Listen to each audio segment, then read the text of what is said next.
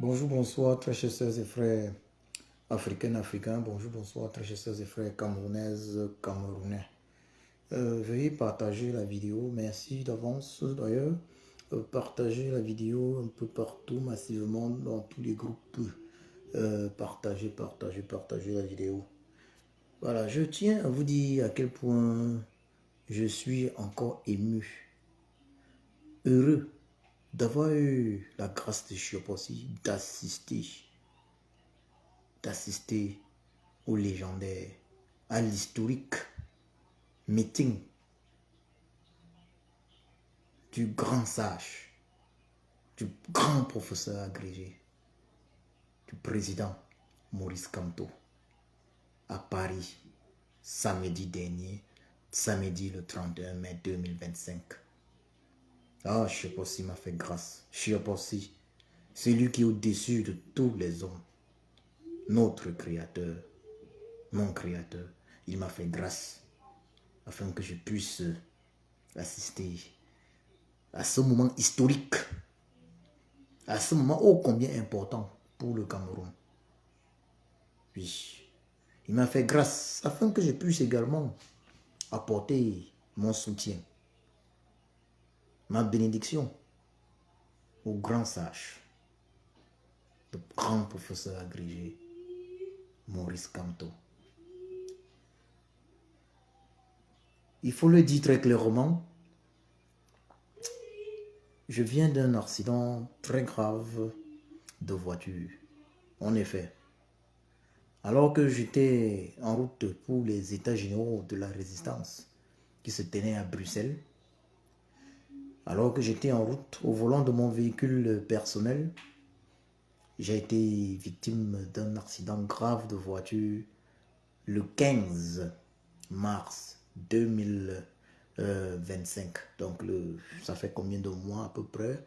15 mars, 15 avril, 15 mai, et puis nous sommes en début juin, un peu plus de deux mois, un peu plus de 2 mois, 2 mois et demi on peut dire. Il faut le dire très clairement, c'était quelque chose de terrible. Je me souviens de rien, il faut le dire, je me suis retrouvé à l'hôpital, j'ai été dans le coma. J'ai possible m'a préservé. Vous avez dû voir certaines photos sur ma page de mon véhicule personnel de l'époque. Voilà, de cette époque-là, voilà, avant cet accident, le véhicule dans lequel voilà, j'ai eu cet accident. Vous avez dû voir quelques photos, et d'ailleurs même il y avait même quelques photos de moi postées lorsque je me suis réveillé. Ouais. Je rends grâce à Chiop aussi d'avoir permis que je puisse assister à ce meeting historique pour le Cameroun, du MRC, de l'APC, Alliance pour le changement, du président Maurice Kamto, le grand sage Maurice Kamto alias le sage.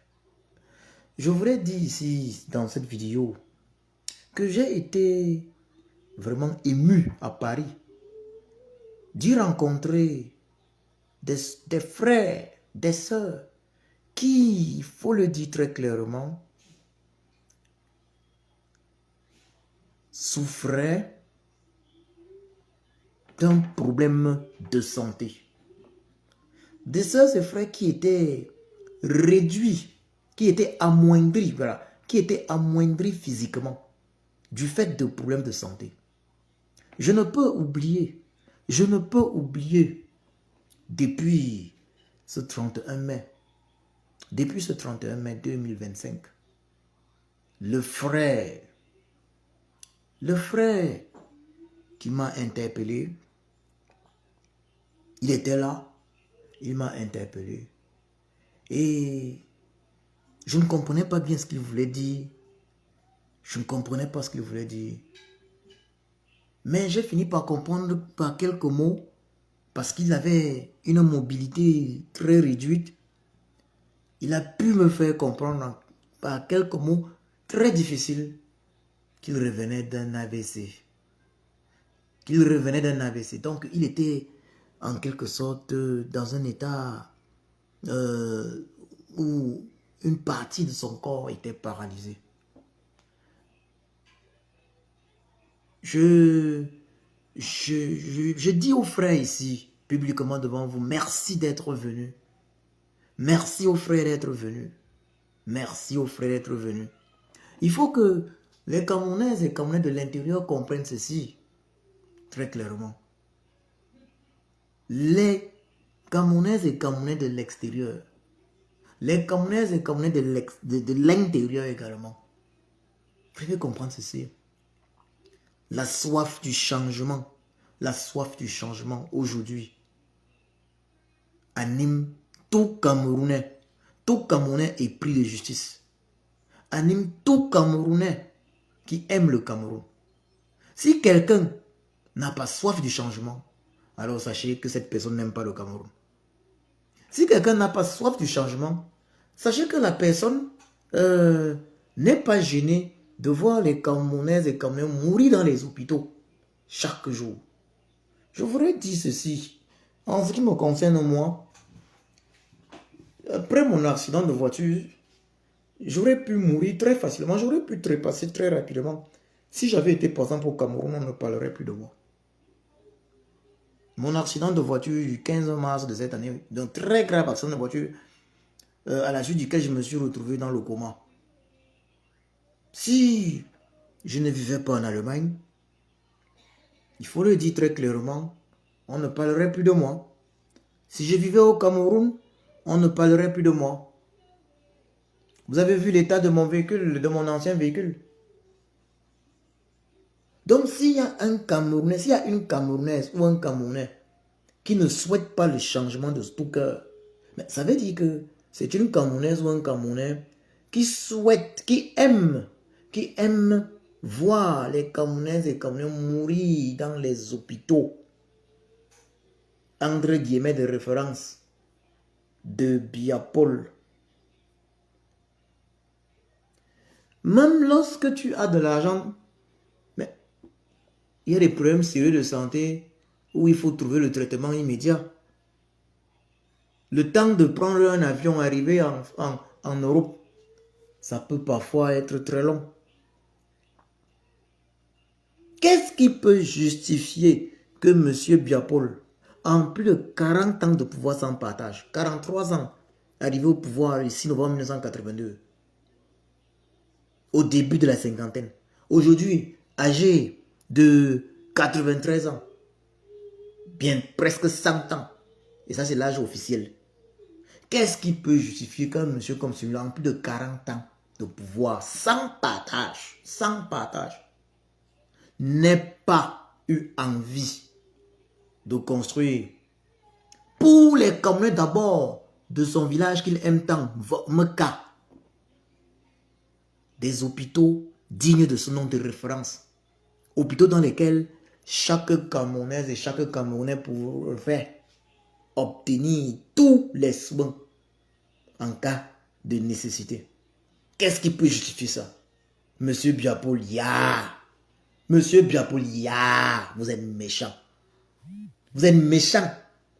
Que dire de l'épouse de Monsieur Biapol? Parce qu'il faut le dire très clairement, au jour d'aujourd'hui, la probabilité que Monsieur Biapol ne dirige plus le Cameroun est pratiquement de 99,99%. À 93 ans, à presque 100 ans, tout ce qu'on a envie, c'est se reposer et dormir. Ça veut dire que c'est Chantal Biya qui dirige le Cameroun. Le Cameroun est dirigé par Chantal Biya. Et comme elle est dans le début de la cinquantaine, elle pense ne pas quitter le pouvoir. Elle pense s'éterniser. Mais ça ne va pas être possible. Cette année, les choses vont changer. Et dans l'intérêt du peuple camerounais, il va y avoir cette année, que certains le veuillent ou pas, le changement par les urnes. Il va y avoir cette année ce changement-là. J'en profite là pour lancer un appel à ceux qui ne sont pas encore inscrits. Allez vous inscrire. Et je voudrais avertir également Monsieur Eric Essoussé. Monsieur Eric Essoussé, publiez les listes électorales. Faites votre job. Sinon, les conséquences, vous pouvez en être certain, monsieur Eric Essoussé. Vous assumerez vous-même les conséquences de vos actes. Le même message, je le passe à celui qu'on appelle Clément Atangana. Faites votre job. Et votre job est de servir le Cameroun et non de servir certains individus sous prétexte que ce sont ceux-là qui vous auraient nommé. Que chacun fasse son job. Dans le cas contraire, je peux vous assurer que chacun le regrettera. Chacun va assumer les actes. Le grand sage, le président Kanto a dit quelque chose de très important. Il a dit quelque chose de très important samedi dernier à Paris. Et je suis, en ce qui me concerne, 200% en phase avec lui. Il a dit ceci. Pour M. Biya et sa famille, il l'aimait dès qu'il prend le pouvoir sous sa protection. Oui, il accorde l'immunité. À M. Biya, quoi qu'il en soit, il a son immunité présidentielle. Et là, on lui donne cette immunité-là avec sa petite famille. Mais il faut que ce soit très clair. Pour ces ministres-là qui pensent être plus roi que le roi. Pour ces ministres-là qui se sont transformés en bourreaux du peuple camerounais. Ils doivent savoir et comprendre ceci. Ils vont être jugés par le peuple camerounais. Monsieur Biya, lui, il va profiter de son immunité présidentielle. Et d'ailleurs, nous ne sommes pas, et moi en particulier, le président Kanto en a parlé, nous ne sommes pas dans la haine, dans l'état d'esprit de vengeance. Non. Pour ceux qui sont chrétiens, j'ai coutume de rappeler l'une des prières de Jésus-Christ. Un passage de cette prière, la prière de notre Père. Quelque part dans cette prière, quand il dit notre Père qui est aux cieux, quelque part dans cette prière, il dit ceci, et ça c'est très important. Pardonne-nous nos offenses, comme nous pardonnons aussi à ceux qui nous ont offensés. Cela veut dire quoi? Pour le salut de nos propres âmes, il importe que nous soyons capables d'accorder le pardon à ceux qui nous ont offensés. Donc, le président Kanto, le grand sage, montre qu'il a cette capacité-là. Quoi qu'il en soit, la famille Biya va bénéficier d'une immunité présidentielle. Mais les ministres qui faisaient le sale boulot, ceux autour qui faisaient le sale boulot, vont être jugés. Ils vont être jugés. Il faut que ce soit très clair. Que ce soit très clair. C'est pour ça que des individus tels que Grégoire Ona viennent pleurnicher. Ce passage-là ne leur plaît pas. Quand ils se rendent compte qu'en réalité, Monsieur Biya et sa famille pourront bénéficier de l'immunité présidentielle. Bon, pour M. Biya, il bénéficie de l'immunité présidentielle, sa famille, puisqu'il est avec sa famille, on donne ça. Mais les ministres autour, ils n'en bénéficieront pas. Ils n'ont pas. Aucun ministre dans un pays n'a jamais bénéficié d'une immunité dite présidentielle. Il n'y a pas d'immunité ministérielle. Il n'y a pas d'immunité ministérielle. Donc tous ces ministres-là qui font le sale boulot, pensant que le peuple ne reprendra jamais ce qui lui appartient. Oui, le pouvoir appartient au peuple et non à une petite bande d'individus. Voilà. Et dans notre cas, d'individus méchants, mesquins et affamés. Le peuple va reprendre son pouvoir. Il va reprendre son pouvoir. N'en déplaise au Grégoire qui pleurniche lorsqu'il pense au fait que l'immunité, oui, le ministre Grégoire a un problème lorsqu'il pense au fait que l'immunité présidentielle peut être accordée par le grand sage, le grand professeur agrégé Maurice Kamto, à la famille Bia, puisqu'il sait que un ministre ne peut bénéficier d'une immunité. Si tu es ministre et que tu as volé, alors tu seras jugé pour ton vol. Si tu es ministre et que tu as tué, alors tu seras jugé pour ton acte criminel. Les ministres doivent comprendre ça. Tu ne peux pas être ministre, tu commets des atrocités et tu penses qu'un jour tu bénéficieras de quelque chose. Non. L'une des autres raisons pour lesquelles il importe d'accorder d'ailleurs à M. Bia l'immunité présidentielle. À ce niveau-là, je le disais tantôt, je suis très en phase avec le grand sage, le grand professeur agrégé Maurice Kamto. L'une des raisons est que il ne faut pas faire comme M. Biapol a eu à faire avec l'ancien président du Cameroun, Amadou Ahidjo, dont le corps, jusqu'aujourd'hui, se trouve en exil au Sénégal, y compris celui de son épouse. Ce n'est pas notre objectif, ce n'est pas l'objectif du grand sage, le grand professeur agrégé, le président Maurice Kamto. Je suis d'accord 200% avec lui, je suis en phase avec lui à 200%. Ce n'est pas non plus mon objectif dans cette lutte. Mon objectif dans cette lutte, il faut le dire très clairement, mon objectif dans cette lutte, c'est le changement au Cameroun. Mon objectif dans cette lutte, c'est l'avènement au Cameroun de la justice pour tous. Ça veut dire qui qu'on soit, quelle que soit sa classe sociale, qu'il y ait justice et toujours justice. Je ne veux plus, je me bats afin qu'on n'ait plus des cas comme celui de bébé Matisse. De tels cas où un individu connu de tous, assassine bébé Matisse. Donc, l'assassin, monsieur Wafo, le criminel, assassine bébé Matisse. Et jusqu'aujourd'hui, à là où on vous parle, depuis plus d'un mois, l'assassin de bébé Matisse est quasiment libre. Il est libre. Il y a jonglerie, il est libre. Normalement, l'assassin de bébé Matisse devrait être condamné.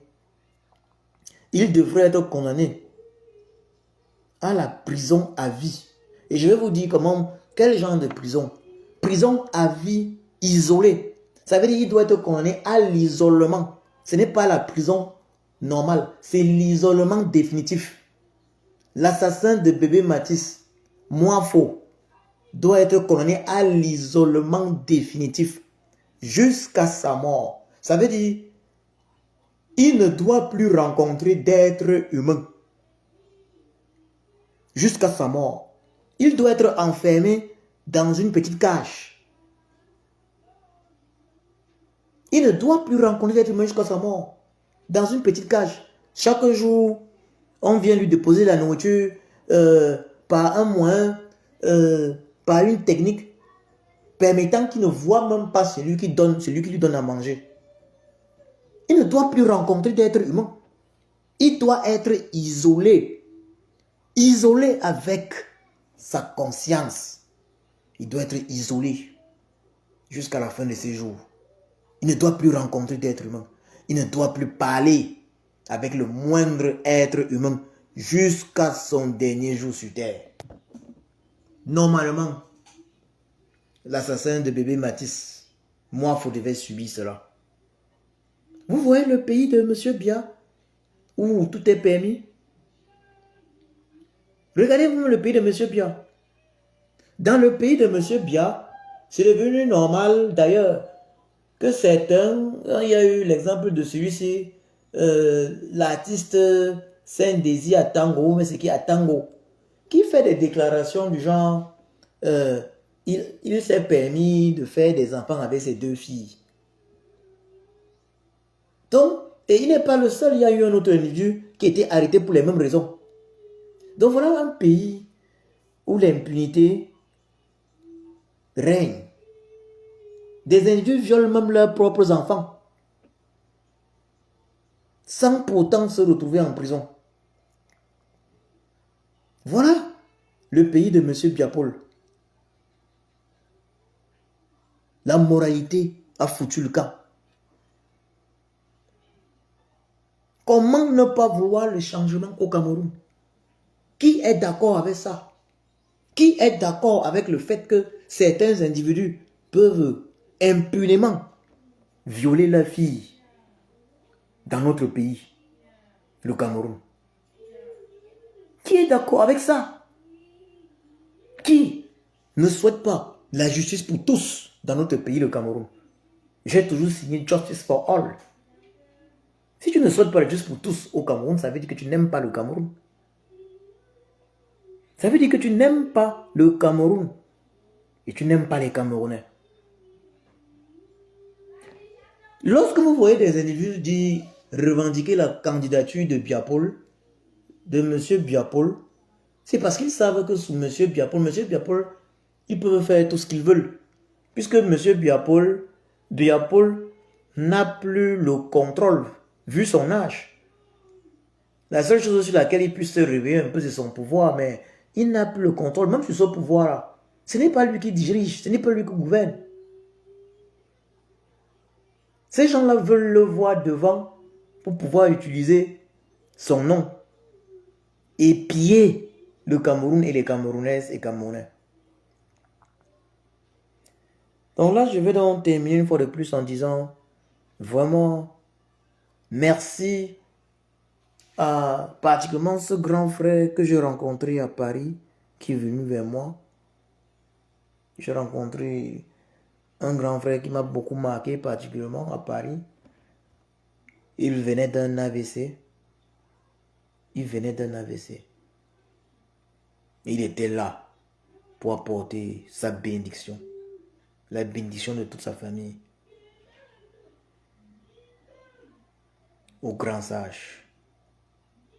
Papa Kamto Maurice. Oui, ce grand frère était là. Il était là nonobstant son AVC. Il était là avec l'espoir. L'espoir pour son pays. Il est venu apporter sa bénédiction et celle de toute sa famille.